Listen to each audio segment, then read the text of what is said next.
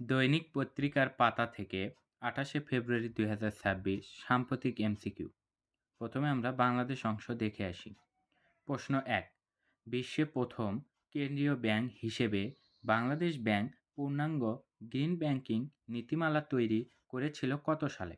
উত্তর খ, ২০১১ সালে। নোট: ১৯৯০ সালে গ্রিন ব্যাংকিং ধারণা নিয়ে প্রথম কাজ শুরু করে নেদারল্যান্ড।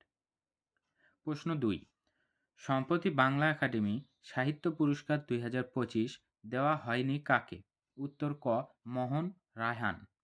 প্রশ্ন ৩, সংসদের নারীদের জন্য সংরক্ষিত আসন কতটি?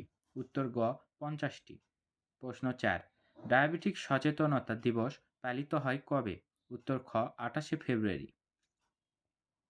প্রশ্ন ৫, জাতিসংঘ সাধারণ পরিষদে ৮১তম অধিবেশনের সভাপতি পদে নির্বাচনের জন্য মনোনীত হয়েছেন কে? উত্তর ক, ডক্টর খলিলুর রহমান।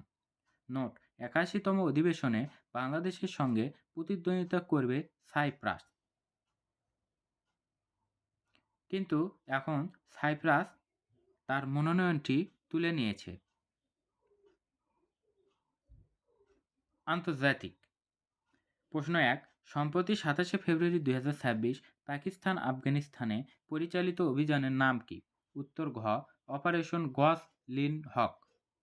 প্রশ্ন ২, ডুরান্ট লাইন কোন দুটি দেশের মধ্যে বিরোধপূর্ণ অঞ্চল? উত্তর গ, আফগানিস্তান, পাকিস্তান। প্রশ্ন ৩, সম্প্রতি টানা ১০ বছর বার্ষিক জনসংখ্যা কমেছে কোন দেশে? উত্তর ক, জাপান। F-16 যুদ্ধবিমান কোন দেশের তৈরি? যুক্তরাষ্ট্র। প্রশ্ন ৫, সম্প্রতি ২৮শে ফেব্রুয়ারি ২০২৬ আফগানিস্তান-পাকিস্তান যুদ্ধ নিরসনে মধ্যস্থতার প্রস্তাব দিয়েছে কোন দেশ? উত্তর গ, সংযুক্ত আরব আমিরাত।